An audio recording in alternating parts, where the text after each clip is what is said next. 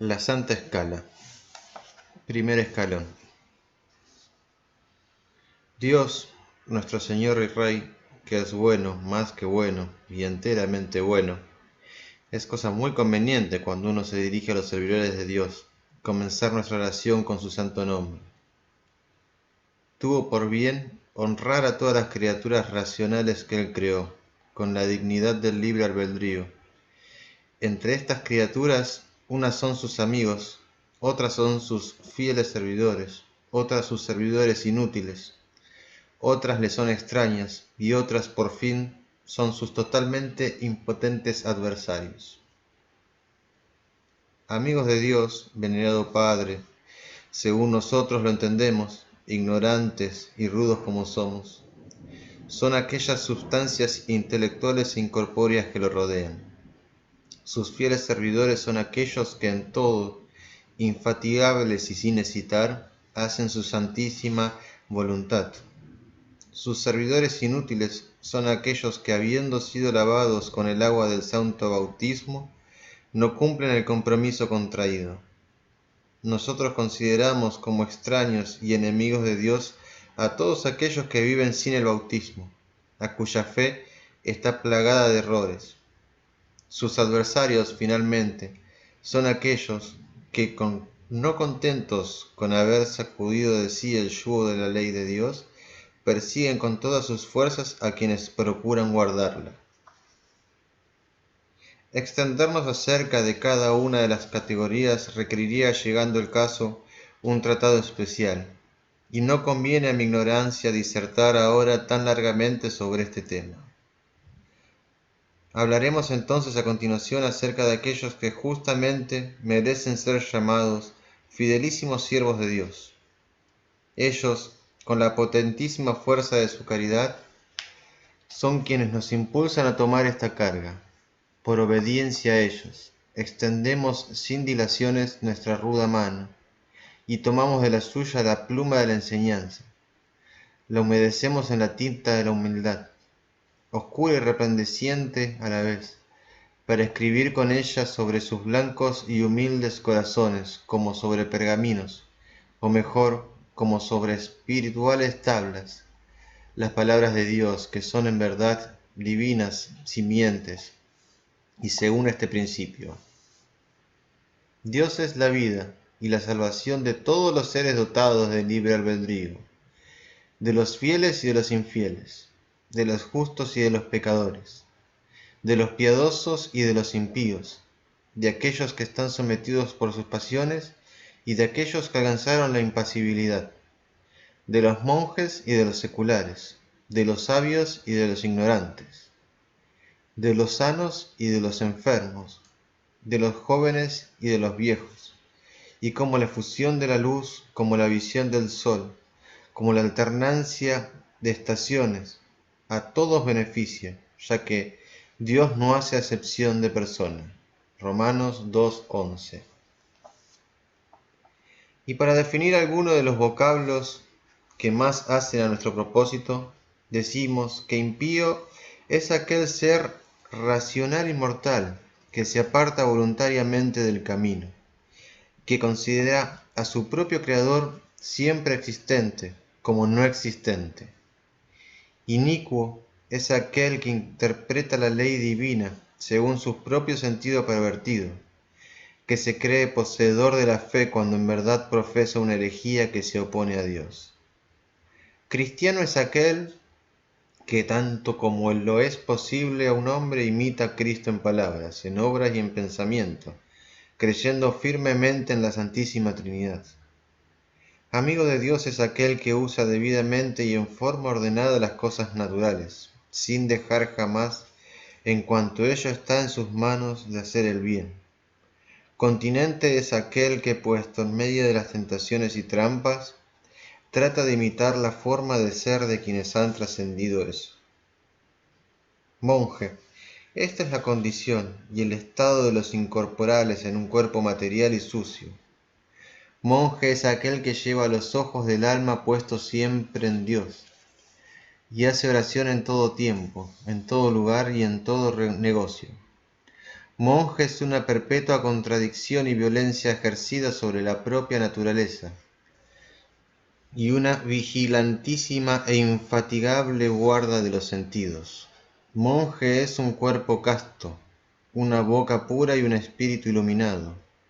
Monje es un alma afligida y triste, que tanto en el sueño como en la vigilia se ocupa sin cesar con el recuerdo de la muerte, sin dejar jamás de ejercitarse en la virtud. Renunciación y menosprecio del mundo es odio voluntario, negación de la propia naturaleza, a fin de alcanzar aquello que está por encima de la naturaleza. Todos los que abandonan y desprecian los bienes de esta vida suelen hacer esto por la gloria del reino por venir, por la memoria de sus pecados, o tan solo por amor a Dios. Si alguien hiciese esto, y no por alguna de estas causas, no sería razonable su renunciación. Sea cual fuera el fin y el término de nuestra vida, tal será el premio que recibimos de Cristo, juez y remunerador de nuestros trabajos. Quien desea aliviarse de la carga de sus pecados, debe imitar a los que están sobre la sepultura llorando a los muertos, derramando continuas fervientes lágrimas, gemidos profundos en lo íntimo de su corazón, hasta que venga Cristo, quite la piedra del monumento, que es la ceguera y dureza del corazón, y libere a Lázaro, que es nuestra alma, de las ataduras del pecado, y mande de sus ministros, que son los ángeles, diciéndoles: desatadlo de las ataduras de sus vicios, y dejadlo ir hacia la bienaventurada impasibilidad. Todos cuantos deseamos salir de Egipto y de la dominación del faraón tenemos necesidad, después de Dios, de algún Moisés que nos sirva de mediador para con él, de alguien que, guiándonos por este camino con la ayuda de sus obras y de su oración, eleve por nosotros sus manos a Dios, para que logremos atravesar el mar de los pecados y podamos volver la espada a Amalek, príncipe de los vicios, quien engañó a algunos que, confiados en sí mismo, creyeron que no tenían necesidad de guía. Los que salieron de Egipto tuvieron a Moisés como guía, y los que huyeron de Sodoma tuvieron como guía un ángel. Los primeros, los que salieron de Egipto, son aquellos que procuran sanar las enfermedades de su alma con la ayuda del médico espiritual, mas los segundos, los que huyeron de Sodoma, son aquellos que, llenos de inmundicia y torpezas corporales, desean fervientemente verse libres de ellas. Estos tienen necesidad, si me es permitido expresarme así, de un ángel, o por lo menos de un hombre que se asemeje a un ángel, pues la eficacia de la medicina debe ser proporcional a la corrupción de nuestras llagas. Aquellos que, revestidos de esta carne mortal, desean emprender la ascensión al cielo, deberán necesariamente hacerse violencia y sufrir sin cesar. Mateo 11 y 12. Sobre todo al comienzo de su renunciación, hasta que la inclinación al placer de su corazón insensible se vea transformada en una disposición estable de amor por Dios y por la pureza, gracias a una compunción manifiesta.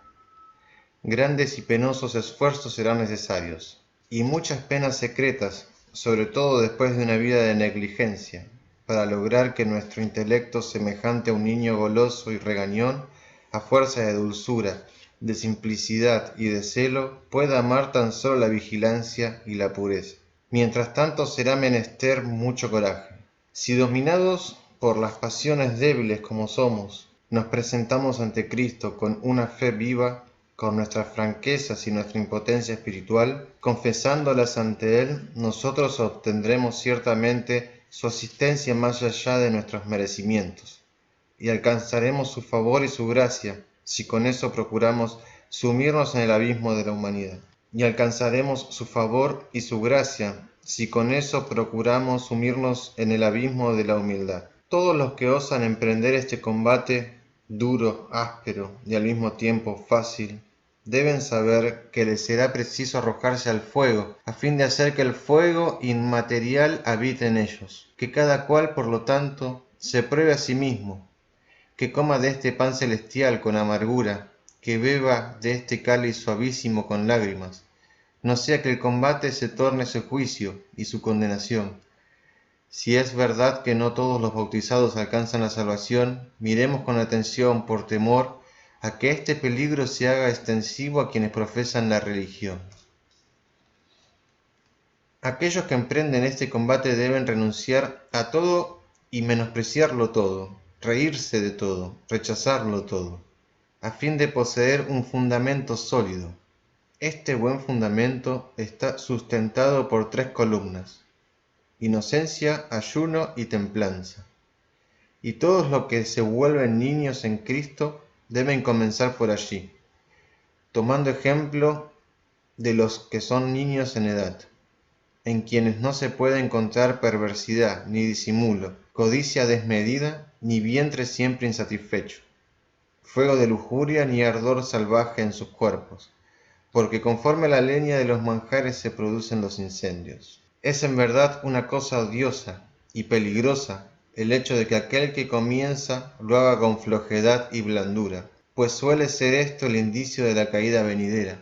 Por tal causa, es en extremo provechoso comenzar con gran ánimo y fervor, aun cuando más tarde se deba en cierta medida reducir este rigor, porque aquellas almas que comenzaron sus combates en forma varonil, para después debilitarse, pueden encontrar en el recuerdo de su antigua virtud y diligencia un estímulo y un azote que los lleve nuevamente al rigor del pasado y les permita renovar sus alas. Cuando el alma se traiciona a sí mismo y pierde este beneficio y deseable fervor, que investigue, procurando encontrar la causa que la llevó a perderlo, y que con ella se trabe en combate con todo su celo, ya que no se podrá recuperarlo si no lo introduce a través de la misma puerta por la cual salió.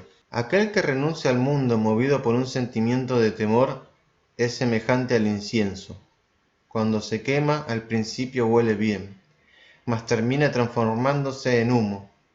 Aquel que renuncia al mundo con la esperanza de una recompensa se asemeja a la piedra del molino, que muele siempre del mismo modo. Pero aquel que renuncia al mundo por amor a Dios adquiere desde el comienzo el fuego interior, y este fuego, como si estuviera en medio de un gran bosque, se transforma en un gran incendio. Algunos sobre ladrillos edifican en piedras, otros sobre la tierra levantan columnas, otros marchan lentamente durante un tiempo. Luego, al calentarse sus músculos y sus articulaciones, aceleran su paso. Aquel que posee inteligencia comprenderá este discurso simbólico. Los primeros, los que sobre ladrillos asientan piedras, son los que a partir de excelentes obras de virtud se levantan a la contemplación de las cosas divinas. Sin embargo, al no estar fundados sobre la humildad y la paciencia, caen ante el embate de la tempestad. Los segundos, los que sobre la tierra levantan columnas, son los que sin haber pasado por los ejercicios y trabajos de la vida monástica, quieren volar a la vida solitaria, siendo fácil presa de los enemigos invisibles por carecer de virtud y de experiencia. Los terceros, los que avanzan paso a paso, son los que caminan con humildad y obediencia. A ellos les infunde el Señor el espíritu de caridad, por el cual son encendidos e impulsados para terminar prósperamente su camino. Puesto que es un Dios y un Rey el que nos llama a su servicio, corramos hacia Él ardientemente, para no arriesgarnos, si el plazo de nuestra vida por ventura fuera breve, a morir de hambre por encontrarnos sin frutos en la hora de la muerte. Procuremos agradar a nuestro Rey y Señor, como los soldados al suyo, ya que al final de esta gloriosa milicia nos será exigido una cuenta exacta de nuestros servicios. Temamos a Dios, al menos como algunos temen a las fieras. Me ha tocado ver, en efecto, a ciertos hombres que si bien no dejaron de hurtar por temor a Dios, sí lo hicieron por temor a los perros que ladraban. De este modo, lo que terminó en ellos por temor a Dios, acabó por temor a los perros. Amemos a Dios, al menos como amamos a nuestros amigos, porque también he visto muchas veces que algunos, habiendo ofendido a Dios y provocando su ira con maldades, ningún cuidado tuvieron por recobrar su amistad. Esos mismos hombres, en cambio, habiendo suscitado con una pequeña ofensa el enojo de un amigo, trabajaron luego con toda diligencia a fin de reconciliarse con el ofendido y presentaron todo tipo de excusas, y confesaron su culpa, e involucraron en todo a esto a parientes y amigos, ofreciéndoles muchas dádivas y presentes. En los comienzos de la renunciación, la práctica de las virtudes requerirá de nosotros muchas penas y muchos esfuerzos. Mas después de haber realizado algunos progresos, esa práctica no nos costará tanta pena, o apenas un poco. Y cuando nuestra mentalidad terrestre haya sido consumida y vencida por nuestro celo, entonces la practicaremos, todas con gozo, con fervor, con amor y con un ardor divino. Cuanto más digno de alabanza son aquellos que desde el comienzo abrazan las virtudes y cumplen los mandamientos de Dios con alegría y devoción, tanto más dignos son de piedad los que, después de haber vivido largo tiempo de este modo, dejan de hacerlo. Y si por ventura lo hacen, es con mucho trabajo y pesar. Cuidémonos de sentir aversión o de condenar aquellas renuncias al mundo que parecen ser solamente fruto de una combinación de circunstancias, porque he visto algunos hombres que, habiendo huido hacia el exilio, involuntariamente reencontraron en esas tierras a su soberano, y fueron tomados a su servicio, y contados entre sus caballeros, y recibidos a su mesa y en su palacio. He visto también que muchos granos caídos por azar sobre la tierra germinaban y daban luego abundante y excelente fruto. Y del mismo modo he visto lo contrario. He visto algunos que al ir a la casa del médico por un motivo cualquiera, acertaron a recibir en ella la salud que no tenían, recuperando la vista ya casi perdida. Es así como muchas veces lo involuntario resulta más seguro y más eficaz que aquello que se hace con un propósito determinado. Que ninguno, bajo el pretexto de la multitud y gravedad de los pecados, se declare indigno de profesar la vida monástica, y que no crea él que si así lo hace, que está procediendo con humildad, ya que por amor al placer, él busca excusas en sus pecados. Cuando la corrupción es grande, a fin de drenar total la infección, se hace necesario un tratamiento energético. Si un rey mortal y terreno nos convoca a su servicio y a su milicia, no hay nada que nos detenga, ni buscamos excusas para no acudir. Antes, dejadas todas las cosas, corremos a servir y a obedecer con suma alegría. Por lo tanto, cuando el Rey de Reyes, el Señor de los Señores, el Dios de dioses, nos llame a su celestial servicio, debemos estar atentos a fin de no recusarnos con pereza y negligencia, pues en ese caso nos encontraremos sin excusas ante su gran tribunal. Es posible avanzar, aunque dificultosamente, aún estando encadenado por los asuntos del mundo y su cuidado, ya que también pueden caminar con impedimento y trabajo quienes llevan grilletes en sus pies. El célibe, retenido en el mundo solamente por los negocios y su cuidado, se asemeja al que tiene sus manos esposadas. Así, cuando él desea entregarse a la vida monástica solitaria, puede hacerlo libremente. Aquel que está casado, en cambio, es semejante al que lleva tanto sus manos como sus pies encadenados. Me preguntaron cierta vez unos negligentes que vivían en el mundo, ¿cómo podríamos nosotros, morando con nuestras mujeres y cercados por el cuidado de nuestros negocios, vivir la vida monástica? A los cuales yo respondí, todo el bien que pudierais hacer, hacedlo. No injuriéis a nadie, no digáis mentiras, ni toméis lo ajeno. No os levantéis contra nadie, ni queráis mal a nadie. Frecuentad la iglesia y los sermones. Usad de misericordia con los necesitados. No escandalicéis ni deis mal ejemplo a nadie. No os empeñéis en suscitar discordia, sino en deshacerla, y contentaos con el uso legítimo de vuestras mujeres, porque si esto hiciereis, no estaréis lejos del reino de Dios. Aprestémonos para el buen combate, con amor y alegría, sin dejarnos intimidar por nuestros enemigos, porque ellos ven muy bien, a pesar de no ser vistos por nosotros, la figura de nuestras almas. Y si nos vieran acobardados y medrosos, con mayor furia se lanzarían contra nosotros.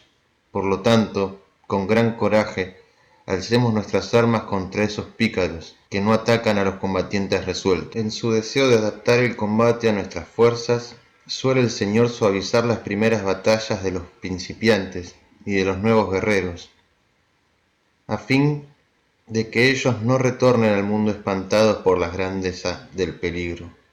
Gozaos, por lo tanto, siempre en el Señor, y tomad esto como una señal de su llamado y de su amor por vosotros. Pero también suele suceder que el mismo Señor, cuando desde un principio ve a las almas generosas en su deseo de coronarlas, cuanto antes les apareja la más fuerte de las batallas. El Señor oculta a los ojos de los hombres del siglo las dificultades de esta milicia, que desde otro punto de vista es fácil, porque si ellas fueran conocidas, no habría quien quisiera abandonar el mundo.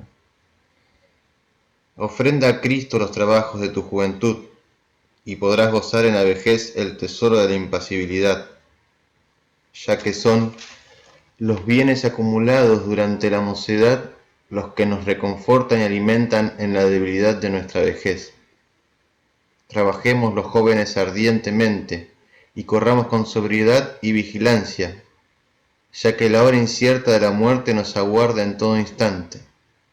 Nuestros enemigos son en verdad perversos, astutos, poderosos, invisibles, desprovistos de todo impedimento corporal y nunca duermen. Ellos tienen el fuego en sus manos y se esfuerzan por incendiar el templo vivo de Dios. Que nadie en su juventud preste atención a los demonios, que suelen decir: no maltrates a tu carne, para no caer en la dolencia y en la enfermedad.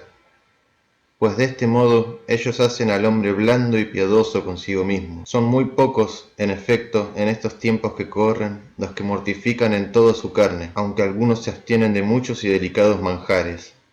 Tal es una de las principales astucias de nuestro adversario, hacernos blandos y flojos al principio de nuestra profesión, para que después el fin sea semejante al comienzo. Quienes verdaderamente se han resuelto a servir a Cristo, con la ayuda de los padres espirituales y a partir del conocimiento que tienen de ellos mismos, deben buscar, antes que cualquier otra cosa, un lugar, un modo de comportarse, una forma de vivir y aquellos ejercicios que les sean apropiados, porque no a todos conviene la vida cenobítica, particularmente por causa de la gula.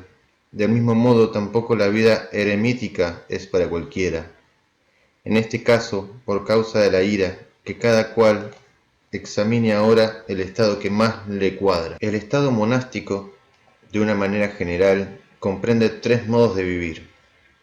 El primero es de vida solitaria, el de los monjes llamados anacoretas. El segundo es el que adoptan 2 o 3 monjes que comparten la soledad. El tercero es el de los que viven en la obediencia del monasterio. Que nadie se desvíe ni a derecha ni a izquierda, dice el sabio, mas sigan el camino real. Entre estos 3 géneros de vida, el del medio es para muchos el más conveniente, pues está escrito: ay del solo que si cae en la tristeza espiritual de la negligencia, en la somnolencia, en la pereza o en la desesperación. No tiene quien lo levante. En cambio, donde están 2 o 3 congregados en mi nombre, allí estoy yo en medio de ellos. ¿Cuál es el monje fiel y sabio?